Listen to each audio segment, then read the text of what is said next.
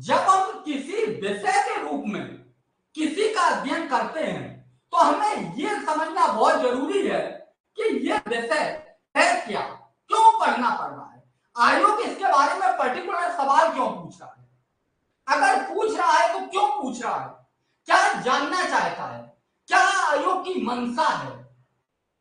अब ऐसा तो है नहीं कि हमने अगर इसके बारे में नहीं समझा तो हम ट्रैक से भटक जाएंगे, हमको पता ही नहीं रहेगा कि आयोग और हमारे बीच में कनेक्टिविटी क्या बनेगी विषय को लेकर।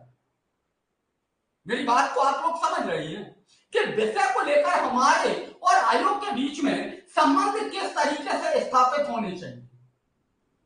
अगर हमने किसी भी विषय को पढ़ते समय क्या है, क्यों जरूरी है, कैसे उसका निर्माण हुआ और उसकी वर्तमान समय में या निर्माण के बाद में क्या भूमिका है, अगर इन बिंदुओं को नहीं समझा तो हम भले ही चाहे राष्ट्रपति पढ़ लें, चाहे प्रधानमंत्री पढ़ लें, चाहे क्यों कुछ भी पढ़ लें, जीरो है। हम उस विषय को इंटरकनेक्ट नहीं करा पाएंगे जब तक हम हिस्ट्री को, पॉलिटी को हिस्ट्री से नहीं जोड़ेंगे, तब तक यह मान के चलिएगा ज्ञान हमारा अधूरा है, क्योंकि एक विषय को दूसरे विषय से इंटरकनेक्ट कराना ही पड़ता है। मेरी बात को आप समझने की कोशिश करिएगा। ये जो है इस विषय की अगर हम बात करें तो इस विषय की पूर्ण तरीके से आपको जड़ें इतिहास में ही नजर आएंगी। आप कहेंगे बिल्कुल, तो हमें इसमें यह समझना होगा कि क्या है और इसको क्यों पढ़ना पड़ रहा है और फिर इसका निर्माण कैसे होगा। जब हम इस विषय की तरफ जाएंगे, इन बिंदुओं की तरफ जाएंगे, तो हमें इतिहास से भी इसका संबंध यानी कि नाता समझ में आएगा। तो चलिएगा पहले हम क्या पर ही बात करते हैं। देखिएगा, कोई भी छात्र इसको लिखे ना, इसको समझने की कोशिश करिएगा, अमेजन कीजिएगा। ठीक, अमेजन कैसे करना है, अमेजन ऐसे करना है, अभी हम आपको बता रहे हैं। संविधान आप एक विषय के रूप में बिल्कुल मानिएगा। अभी आपका और संविधान के बीच का नाता है, ये आपका एक मित्र है, यानी कि ये कौन है, एक व्यक्ति है। कौन है, ये व्यक्ति है। आप संविधान कौन है, तो आप कहेंगे एक व्यक्ति है। ठीक, आपके दिमाग में यह पिक्चर क्लियर होनी चाहिए। हमारा और संविधान के बीच में जब संवाद हो रहा होगा तो एक व्यक्ति के रूप में हो रहा होगा, ना कि एक विषय के रूप में। ठीक, अभी जितनी भी हमारी चर्चा होगी उसमें हमारे सामने यह व्यक्ति के रूप में प्रदर्शित होगा।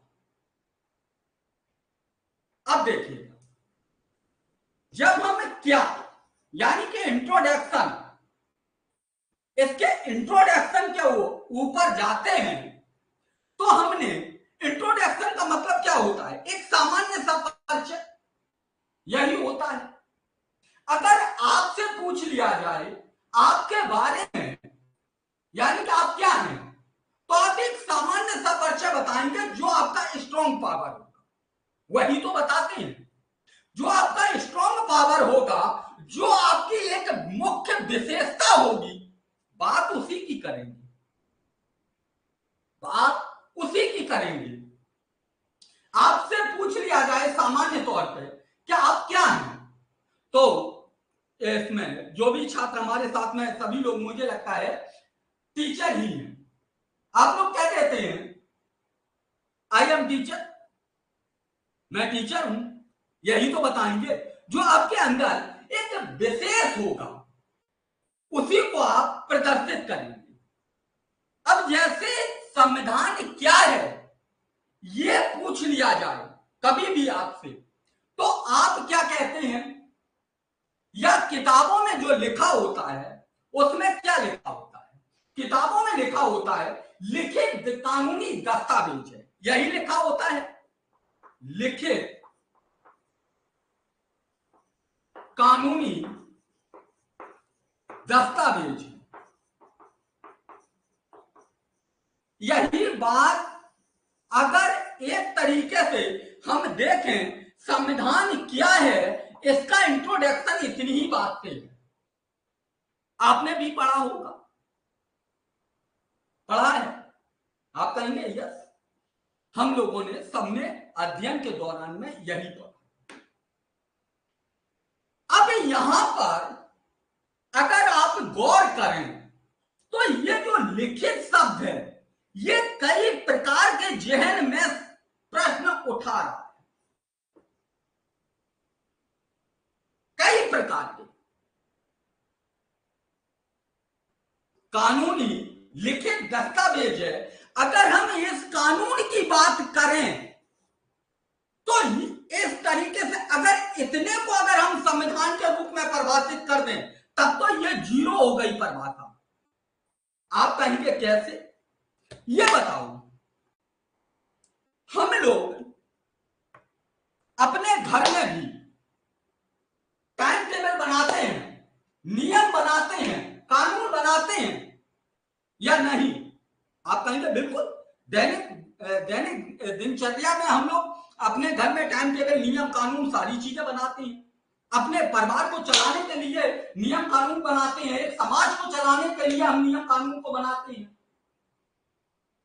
यानी कि हर एक व्यक्ति को अपने आप को चलाने के लिए या हर एक समाज को संचालित करने के लिए नियमों और कानूनों की आवश्यकता होती है। वो उस समाज का संविधान है या नहीं? उस समाज का संविधान है या नहीं? आप लोग कमेंट बताइएगा करके बताओ। देखो, इंटरकनेक्ट जब तक नहीं होगा तब तक मजा नहीं आएगा। ये ऐसा टॉपिक है कि इस पे आपको सोचना पड़ेगा, ठीक है? तो बताओ एक बार कमेंट करके, है या नहीं?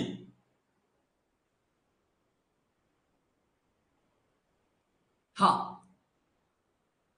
यस है, यानी कि हाँ, यस, यानी कि हम जितना भी नियमों और कानूनों में जितने बनते हैं, यानी कि वो जितने जो भी चीजें हम नियम और कानून के तहत में चलाते हैं, हम एक लाइन में कह सकते हैं कि वो हमारा संविधान ही है।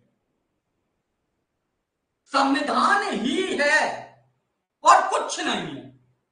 चाहे देश को चलाने के लिए, चाहे समाज को चलाने के लिए, चाहे परिवार को चलाने के लिए, किसी को भी चलाने के लिए संविधान की जरूरत पड़ती है। संविधान की जरूरत पड़ती है, यह बात तो पक्की हो गई। अब कई लोग कह सकते हैं कि भाई घर के लिए संविधान की जरूरत कैसे? देखिएगा, हर एक जगह के लिए परिस्थितियों के आधार पर नियम और कानूनों का निर्माण होता है। जैसी परिस्थितियां होंगी वैसे ही कानून होंगे, और समय के साथ साथ परिस्थितियां बदलती हैं, आप नियम भी बदलेंगे, कानून भी बदलेंगे। उसी तरीके से मैं कह सकता हूं कि आपका संविधान भी बदलेगा, ठीक? लेकिन जब शब्द में, जब इसमें वाक्य में जब लिखित शब्द लग जाता है तो हमारे दिमाग में कई प्रश्न उठ जाते हैं, कई प्रश्न उठ जाते हैं, क्योंकि हमने इतनी बात को अगर परिभाषित करें तो हम कह सकते हैं कि हर एक व्यक्ति के जीवन में भाई ये सब चीजें तो होती हैं। संविधान तो इसको भी परिभाषित करता है अगर हम देखें, ठीक? तो यानी कि हर एक व्यक्ति का, हर एक समाज का, हर एक देश का, हर एक संस्था का अपना अपना संविधान होता है। लेकिन जो देश का संविधान है वो किस तरीके से अलग है, वो किस तरीके से अलग है। ये लिखित जो शब्द है ये किस चीज को परिभाषित करता है, ये किस चीज को परिभाषित करता है?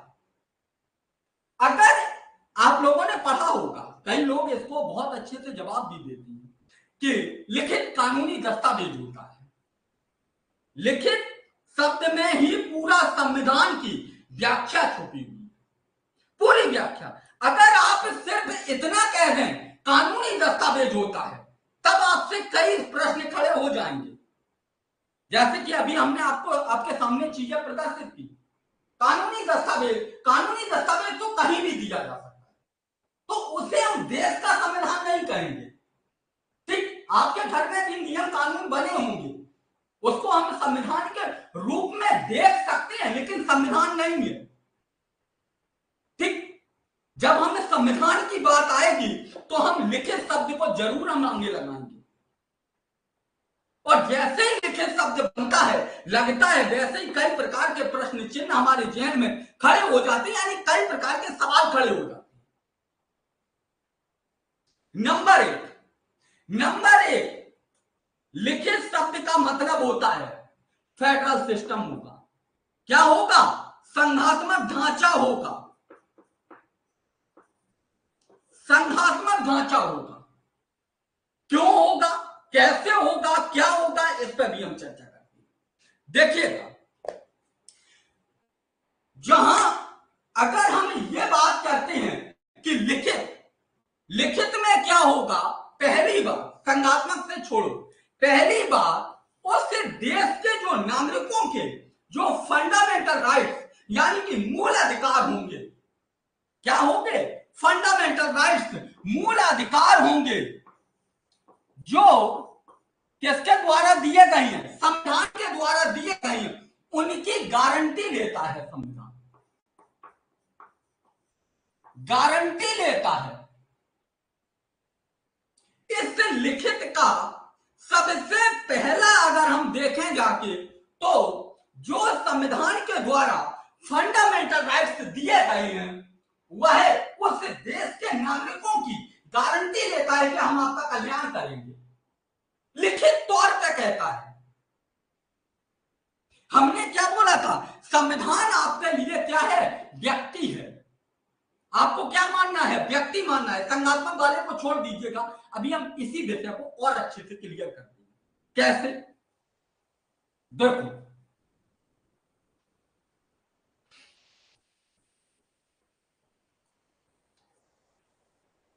देश स्वतंत्र हुआ, संविधान नामक एक व्यक्ति आपसे मिला कि आप हमको अपनाइएगा, आप हम में विश्वास कीजिएगा कि हम आपका कल्याण कर देंगे। यह व्यक्ति ने, यह संविधान नामक व्यक्ति ने आपसे यह बात रखी, क्या?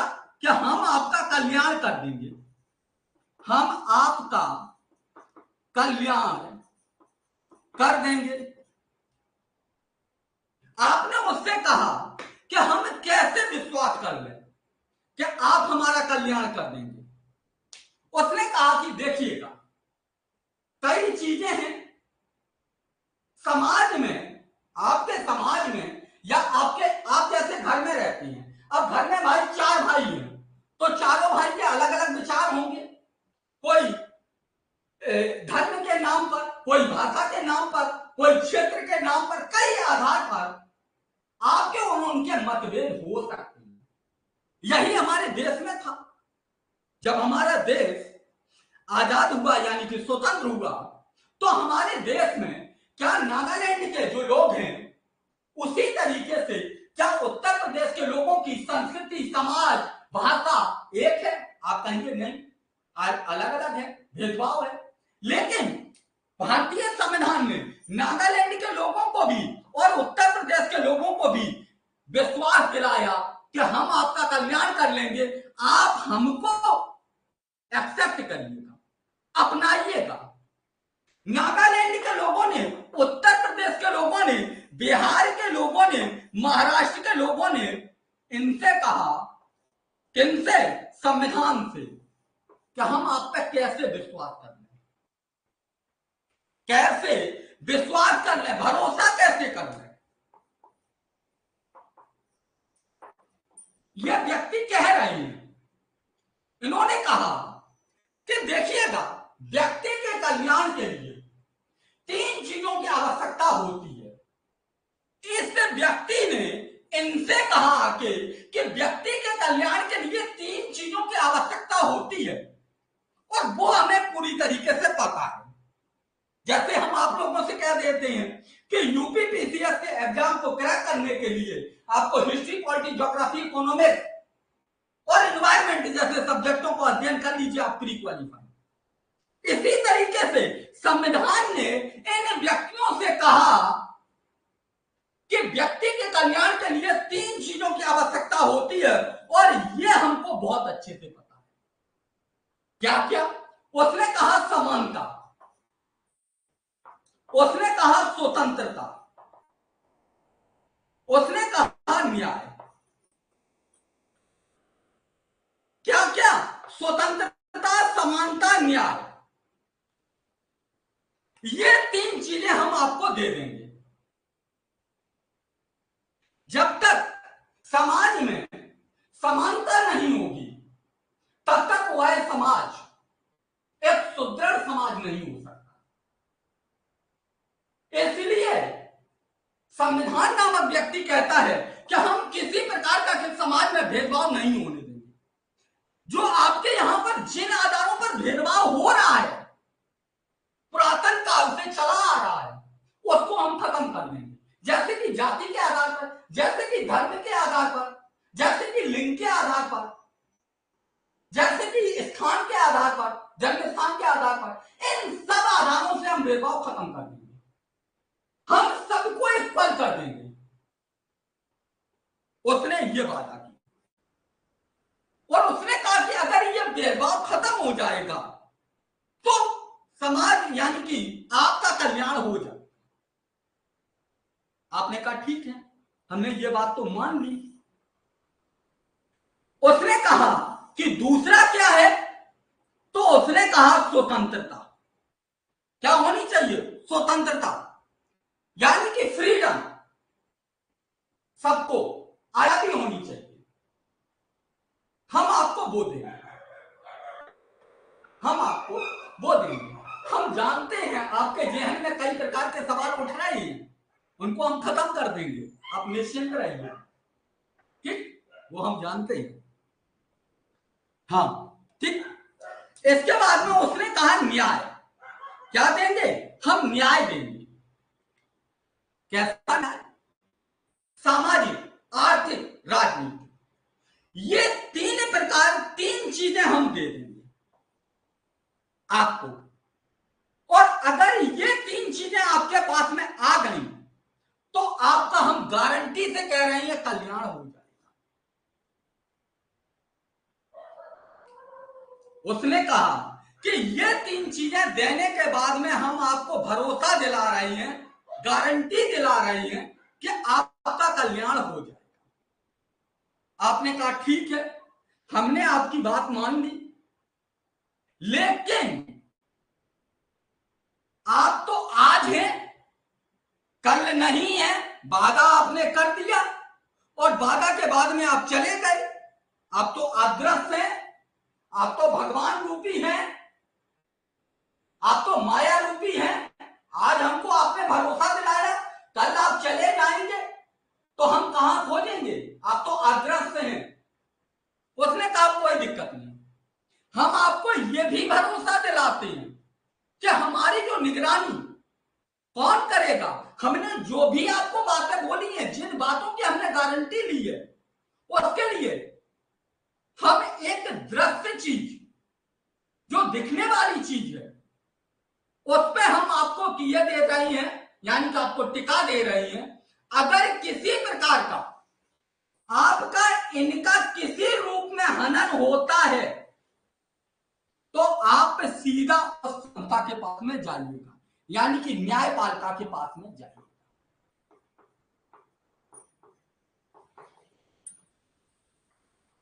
न्यायपालिका के पास में जाइएगा। आपने कहा ठीक।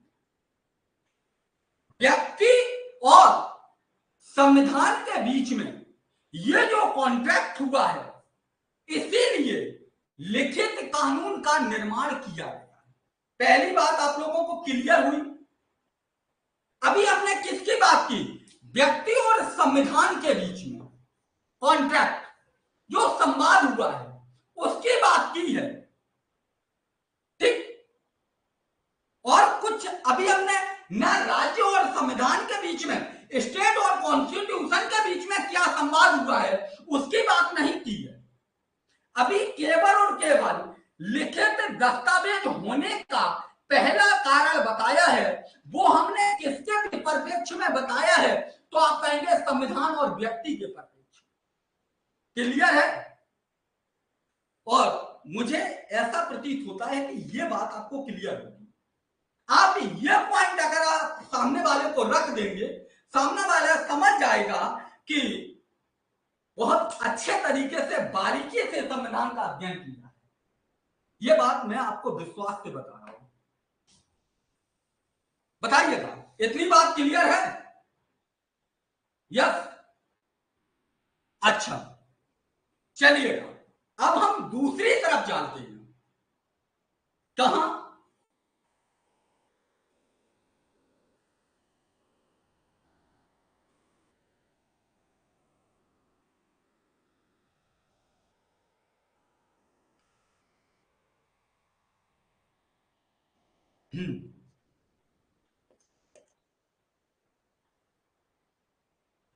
राज्य की तरफ। किसकी तरफ? राज्य। अब हम संविधान और राज्य के बीच में संवाद की बात करेंगे। आपके जहन में यह भी सवाल उठ रहा होगा कि यह राज्य क्या है, क्या स्टेट होता क्या है, स्टेट निकल के कहां से आया?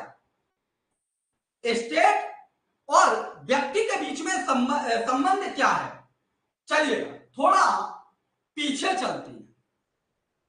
कहां चलते हैं? संविधान से थोड़ा पीछे चलते हैं और हम चलते हैं डेमोक्रेसी यानी कि लोकतंत्र की तरफ। लोकतंत्र, इसको जब तक नहीं हम समझ पाएंगे तब तक हम स्टेट की प्रक्रिया संविधान के परिप्रेक्ष्य में क्या है इसको नहीं समझ पाएंगे। लोकतंत्र क्या है? थोड़ा 2 लाइन में या 4 लाइन में 15 मिनट भी नहीं लगेंगे, 10 मिनट लगेंगे, आपको यहां समझ में आ गया और यहां बिल्कुल समझ में आ गया। लोकतंत्र होता क्या है? अगर आपसे सामान्य तरीके से पूछ लिया जाए तो आप कहेंगे कि इब्राहिम लिंकन की ही बात आप रखेंगे। जनता का शासन जनता के लिए, जनता का शासन जनता के लिए, जनता के लिए और जनता के द्वारा, जनता के द्वारा। यही बात आप कहेंगे कि लोकतंत्र का मतलब यही होता है। यही बात ज्यादातर लोग डिफाइन करते हैं। देखिएगा, यह बात बिल्कुल सत्य है, इसको हम ठुकरा नहीं सकते हैं, लेकिन हम असल में लोकतंत्र होता क्या है उसको समझने की कोशिश करेंगे। डेमोक्रेसी, वास्तविक डेमोक्रेसी किसे कहते हैं, इसे हम 1 मिनट में समझने की। लोकतंत्र का मतलब होता है जनता का शासन। लोक का मतलब क्या है? जनता। तंत्र का मतलब क्या होता है? शासन यानी कि प्रणाली। यही तो है। तो ये दोनों मिलकर क्या बन गए? जनता का शासन, ठीक, लोकतंत्र। देखिएगा, लोकतंत्र कहां से निकल के आया तो आप कहेंगे जब विश्व में अमेरिका की क्रांति हुई तो लोकतंत्र का जन्म हुआ। इससे पहले दुनिया के जितने भी देश थे, ज्यादातर आपको यह देखने को मिलेगा कि राजतंत्र ही थे। लेकिन हमारा भारत देश, चाहे प्राचीन के काल की बात करें, तब भी हमारे यहां पर लोकतंत्र देखने को मिलता था। जैसे कि हम वैदिक काल की बात करें, वैदिक काल में आप कहेंगे कि हम सभा एवं समितियों को पढ़ते हैं, जिसमें सभा एवं समितियों के द्वारा कानून का निर्माण किया जाता था। यानी कि वो लोकतंत्र का ही हिस्सा है। इसके बाद में हम देखें कि 16 महाजनपद हुए थे, जिनमें से कई गणतंत्र राज्य की अवधारणा को विकसित करते हैं, यानी कि कई लोकतंत्र की अवधारणा को विकसित करते हैं। और हमारे यहाँ पर सबसे बड़ा प्राचीन काल का शासक, जिसे हम अशोक महान के नाम से जानते हैं, वो कलिंग युद्ध के बाद में पूर्ण तरीके से लोकतांत्रिक हो चुका था। ऐसे ही हम मध्यकाल में आए तो हम देखते हैं कि हैदर अली या टीपू सुल्तान जब मैसूर युद्ध लड़ रहा था, तब उसने जब जयपुर क्लब की स्थापना की थी, उसने अपने आप को नागरिक टीपू की बात रखी थी, तो वो भी लोकतंत्र की ही बात कर रहा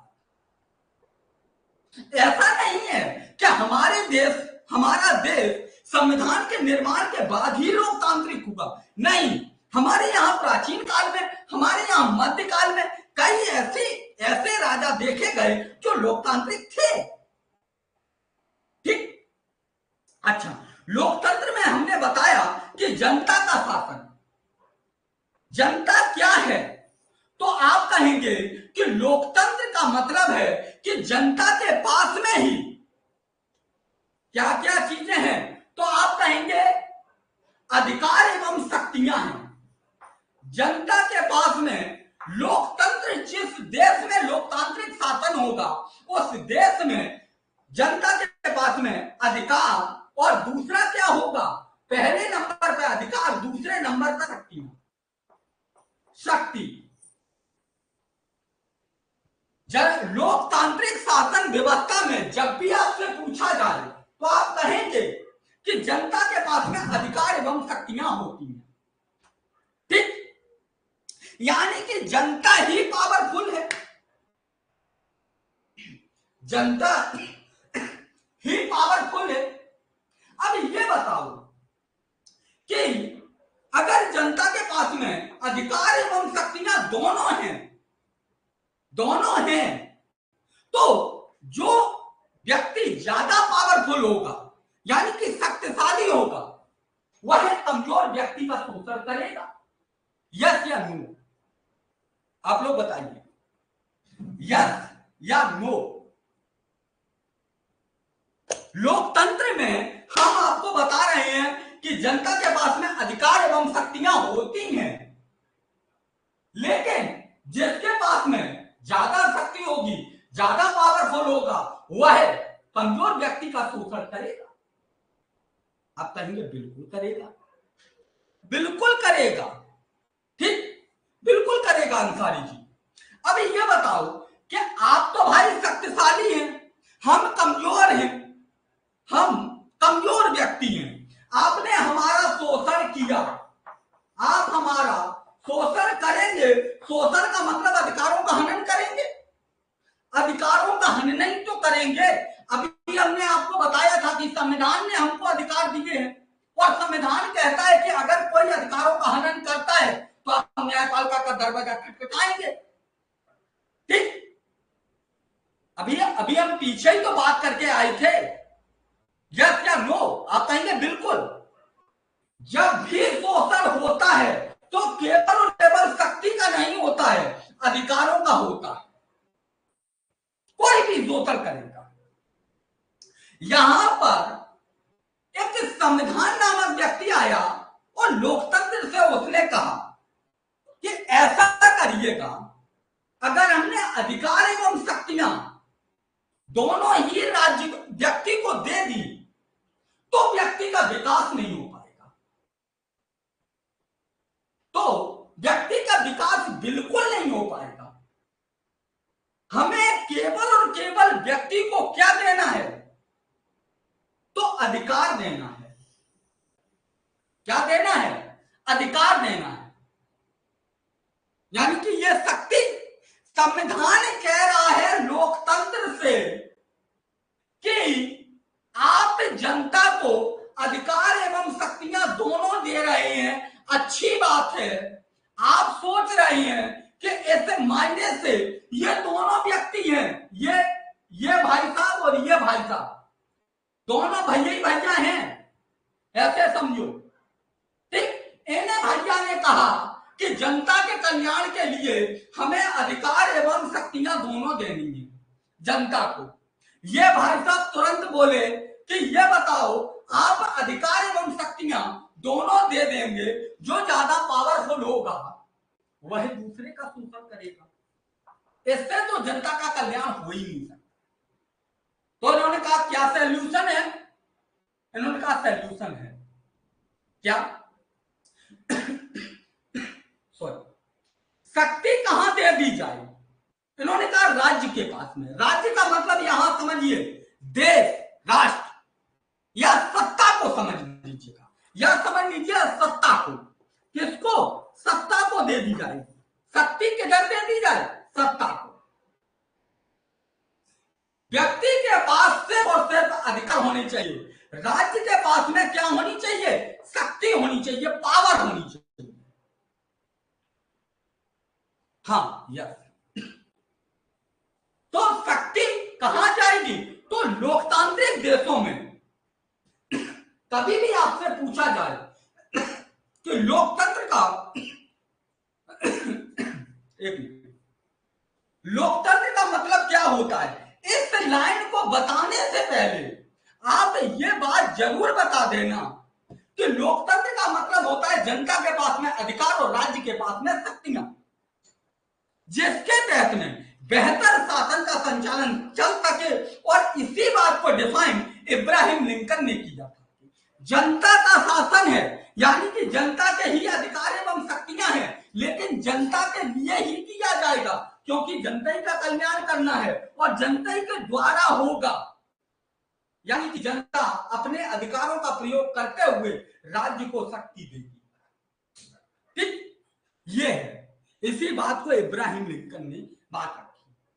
अभी हमने अधिकार और संविधान के बीच में, या व्यक्ति को जो अधिकार दिए थे संविधान ने, वो किस तरीके से उसकी गारंटी दी है, यानी कि जनता का किस तरीके से कल्याण करने की बात की है, वो हमने पीछे देख लिया है। लोकतंत्र में हमने ये समझ लिया है कि शक्ति अब किसके पास में है? तो राज्य के बीच में। यानी कि अब सवाल ये खड़ा हो गया कि राज्य और संविधान का क्या संबंध है? क्या संबंध है? चलो,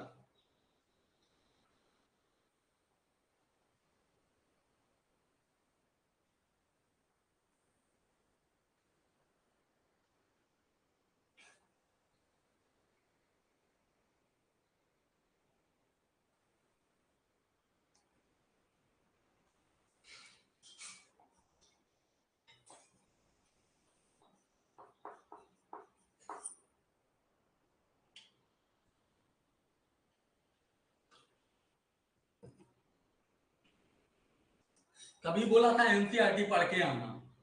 ठीक, एनसीईआरटी पढ़ना अति आवश्यक है, और जो हम बातें बोल रहे हैं सब एनसीईआरटी में मिल जाएंगी। ठीक है, अब देखिएगा, राज्य के पास में शक्ति है। शक्ति का मतलब क्या है? दुर्गा। शक्ति जिधर है दुर्गा उधर है, यानी कि शक्ति जो चाहे वो कर सकती है। शक्ति आपके अधिकारों का हनन भी कर सकती है। जनता को अधिकार तो भले ही दे दिए हैं संविधान में, लेकिन शक्ति जो चाहे वो कर सकती है, यानी कि राज्य जब चाहे तब जनता के अधिकारों का हनन कर सकता है। संविधान के अंदर यह बात संविधान को बिल्कुल समझ में आ गया था, आ गई थी कि हमने जनता को अधिकार दे दिए हैं, राज्य को शक्ति दे दी है। राज्य जब चाहे तब जनता के अधिकारों का हनन कर सकती है, कर सकता है, अधिकारों का हनन कर सकता है, और जनता अपने अधिकारों के लिए राज्य के खिलाफ तभी भी खड़ी हो सकती है, यानी कि दोनों के बीच में टकराव हो जाएगा। उसने कहा कि इनके और इनके बीच में भी संविधान स्थापित करना पड़ेगा, केवल कह देने मात्र से कुछ नहीं होगा। कह देने मात्र से कुछ थोड़ी नहीं होगा। आपके घर में 4 भाई हैं और दादाजी ने कह दिया था या पिताजी ने कह दिया था कि भाई चारों के बराबर बराबर मकान प्लॉट हैं, और ये वाले भाई और ये वाले भाई ज्यादा पावरफुल हैं, शक्ति है इनके पास में पैसा की और किसी चीज की, तो आपका प्लॉट तो यहां से खत्म, इतना कर लेंगे आपको मिलेगा इतना, आपने कुछ भी बोला तो ये तो खत्म कर देंगे, क्योंकि इनके पास में शक्ति है।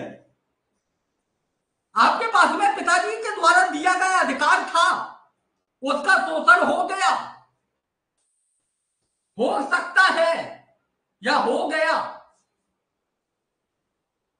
लेकिन अगर इसका सही से सॉल्यूशन निकाल दिया जाए तो शोषण नहीं होगा। क्या सॉल्यूशन है, क्या है?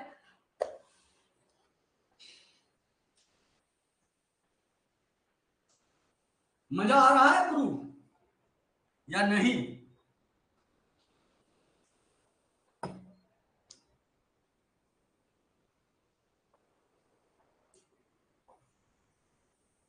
संविधान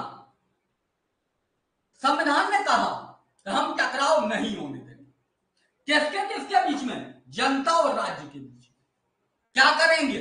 सीमांकन करेंगे, यानी कि यहां भी अगर ये प्लाट है और इसमें अगर बाउंड्री बना दी जाए, चारों भाइयों को बराबर बराबर बांट के, तो टकराव तो होगा ही नहीं, क्योंकि पहले ही से बढ़ चुका है और ऐसे ही पड़ा हुआ है, और पिताजी कह गए या चारों का हिस्सा है, तो कोई कितना दाब लेगा। लेकिन चारों का बराबर बराबर कर दिया गया तो यहां दाबने की व्यवस्था नहीं होगी। यही संविधान ने किया, सीमांकन कर दिया। क्या कर दिया? एक लाइन खींच दी, सीमा बना दी, और यही जो लाइन है, यही जो सीमा है, इसी को कानून कहते हैं। कानून, जो आप लिखित दस्तावेज, लिखित कानूनी दस्तावेज कहते हैं, लिखित कानूनी दस्तावेज यही है जो जो सीमांकन किया गया है। अभी हम पहले ही स्टेप में चल रहे हैं, राज्य और जनता के बीच में जो सीमांकन किया गया है, जो टकराव की स्थिति ना हो, उसी को हम कानून कहते हैं। राज्य से संविधान ने कहा कि यह आपका क्षेत्राधिकार है, अगर इस लाइन को आपने क्रॉस किया, इस लाइन से आप इधर आए, तो आप इनके अधिकारों का हनन करेंगे, इनके अधिकारों का हनन करेंगे। और इनके अधिकारों की निगरानी कौन कर रहा है? न्यायालय। न्यायालय ही तो कर रहा है। ये न्यायालय जाएंगे, ये न्यायालय जाएंगे, हमारे द्वारा दी गई शक्ति का अधिक अगर आपने अधिक प्रयोग किया तो हम आपकी शक्तियों को भी कम कर सकते, या हम वहां पर दंड का भी प्रावधान कर। पहला, अगर आपने अपने अधिकारों का अधिक प्रयोग करके राज्य की शक्तियों का हनन किया तो राज्य भी न्यायालय जाएगा, राज्य भी न्यायालय जाएगा। ठीक, इसी को बोला गया है सीमांकन, इसी को बोला गया है लिखित कानूनी दस्तावेज। तो लिखित कानूनी दस्तावेज संविधान को क्यों कहा गया? पहली बात हमको समझ में आ गई है, क्योंकि जनता के पास में अधिकार दिए गए हैं, राज्य को शक्तियां दी गई हैं, ताकि जनता का राज्य ही कल्याण करे, क्योंकि शक्ति के माध्यम से ही कल्याण होता है। तो राज्य कल्याण करे शक्तियों का, लेकिन अपनी सीमांकन में रह के उनके अधिकारों का हनन ना करे, जनता भी अपने अधिकारों का अधिक से प्रयोग ना करे, राज्य की शक्तियों का हनन ना करे, दोनों अपने अपने दायरे में रहें। अगर दोनों किसी के भी अधिकारों का हनन या उत्पीड़न करते हैं तो दोनों को निगरानी कौन करेगा? संविधान करेगा। यह जनता को विश्वास दिलाएगा। यहां तक कोई सवाल है? बताओ।